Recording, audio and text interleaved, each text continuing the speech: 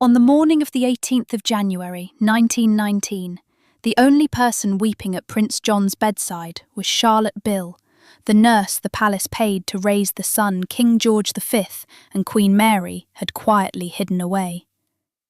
If stories like this one stay with you, subscribing costs nothing, and the bell means the next untold royal history reaches you the moment it goes live. Almost no one in the country knew he was alive. Fewer still knew he was dying. He was 13. A violent seizure had taken him in the night, in a narrow bedroom at Wood Farm on the Sandringham estate, and the woman sitting with him in that thin winter light was not his mother. It was Lalla. That was the only name John ever had for her. Charlotte Bill had held this boy through fits and fevers and long, ordinary afternoons for most of his short life, and when she wrote of his death, she did not reach for royal language. She called him her own child. The palace reached for a different phrase. In the letters that mattered, John's death was set down as a merciful release. And there it is, the whole story in 2 lines. A nurse grieving a son, a household quietly exhaling. Everything that follows lives inside that gap. So who was he, this boy the country had somehow misplaced? He was born on the 12th of July, 1905, the 6th and last child of the man who would become King George V and the woman who would become Queen Mary. For the first years of his life, there was nothing at all to hide. He was a big baby, loud and healthy, the kind of child a nursery adores, forever laughing too loud, running too fast, breaking the calm of a very formal house. In the early family photographs, he sits right up front, robust and grinning, a prince like any other. No shadow over him, not yet. Then, around the age of 4, the shadow arrived.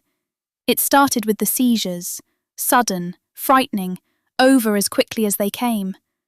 The doctors gave it a name that, in Edwardian Britain, worked less like a diagnosis and more like a verdict: epilepsy. Today, it is simply a condition understood and managed. In 1909, it was something spoken of in lowered voices, a family embarrassment, proof to some minds that a fault ran somewhere in the bloodline.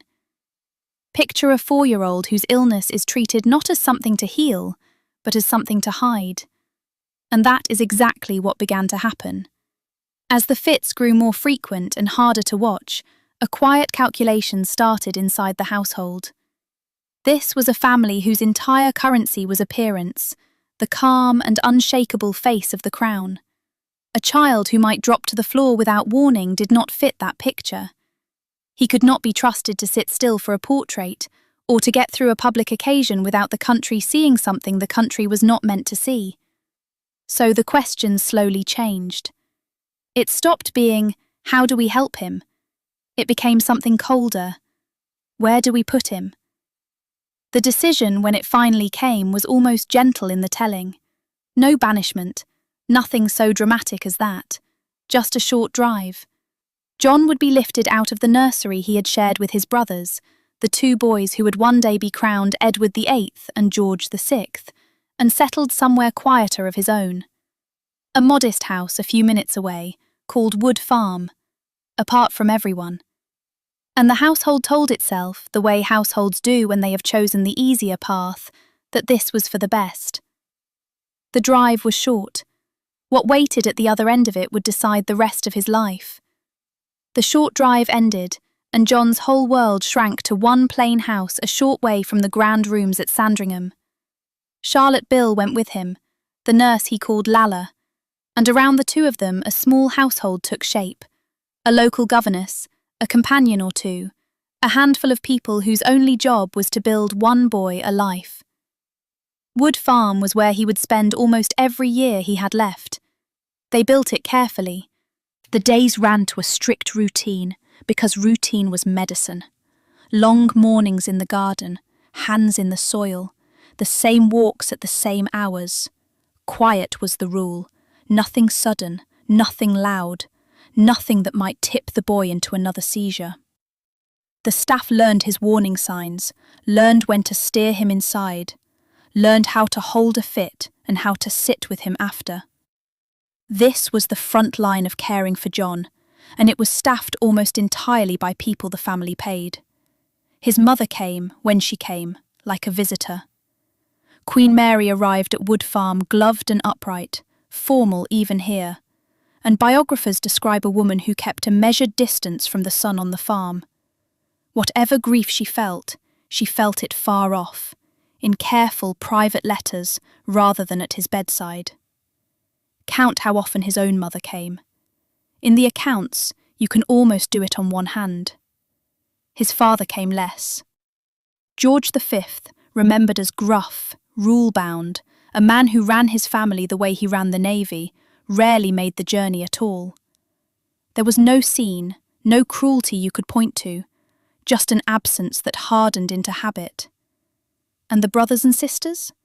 They were moving on. The children who had once shared a nursery with John, among them the future Edward VIII and the future George VI, were growing into their own royal lives, tutors and uniforms, and the long apprenticeship of the crown. The shared childhood that had been loud and ordinary simply dissolved. One by one they went to their futures. John stayed at the farm. Here is the part that should make you uneasy. It was not enough to move the boy away. He had to be removed from the story too. Turn to the court circulars of these years, the official record of who did what and who was where, and John thins out of them.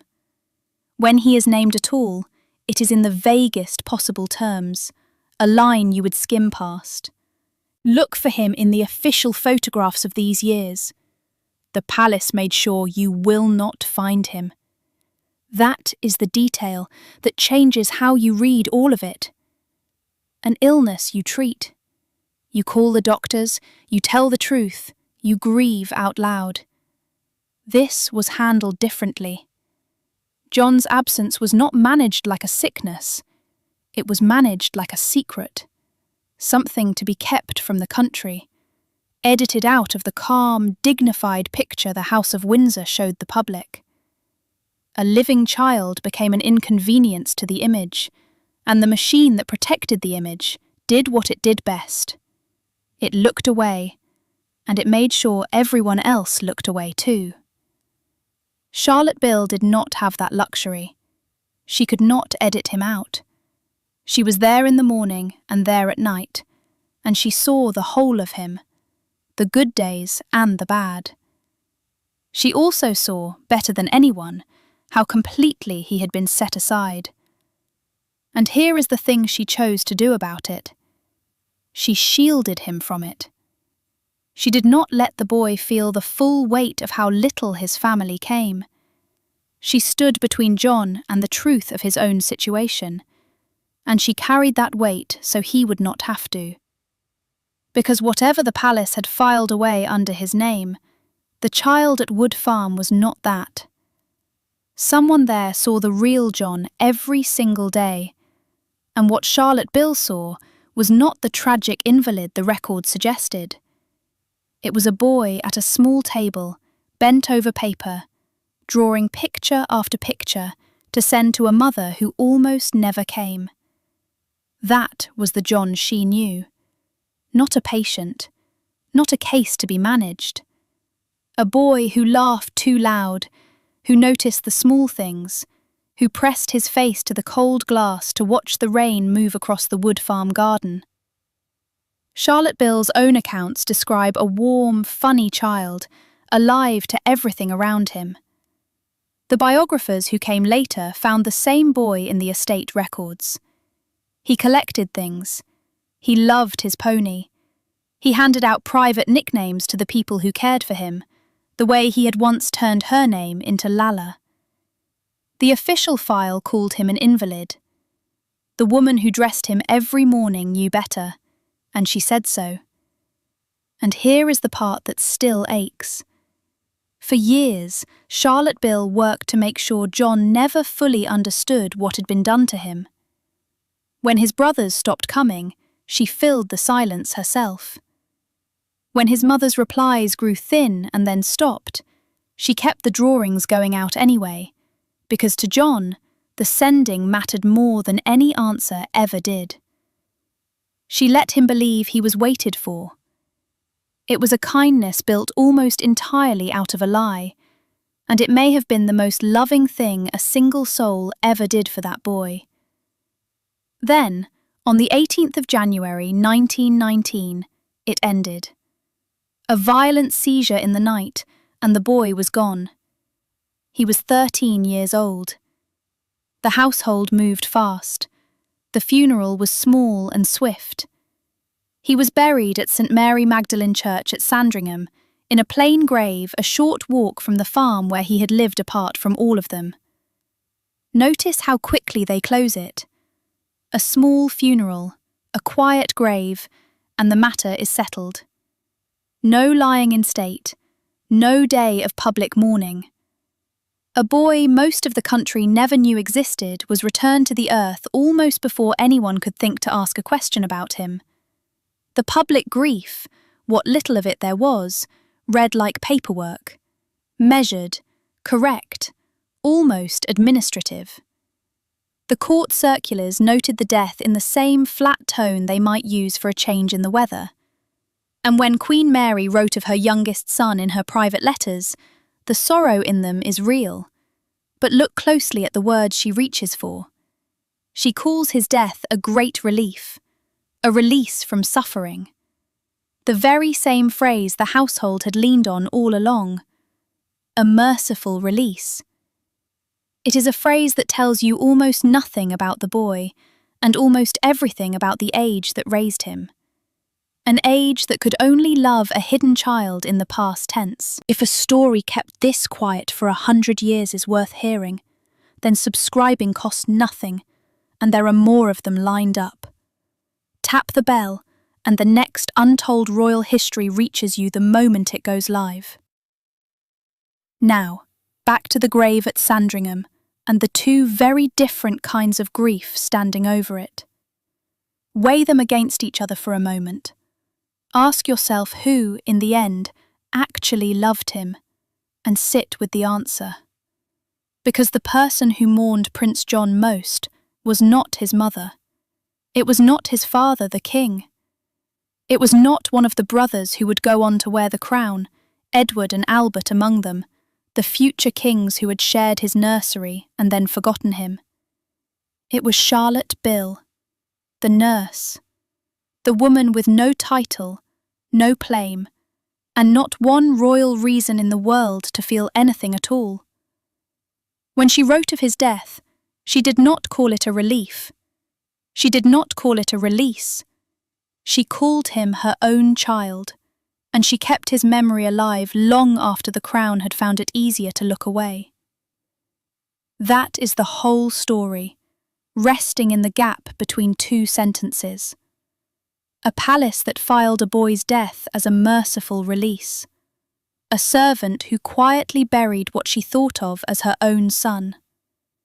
100 years on, the boy the palace hid is not hidden anymore. The court circulars that edited him out have been read back against the letters they were never meant to outlast. And the strange, quiet truth that surfaces is this. The truest grief in the whole affair belonged to the one person who was never supposed to feel it at all. The palace called it a merciful release. Lala called him her own child.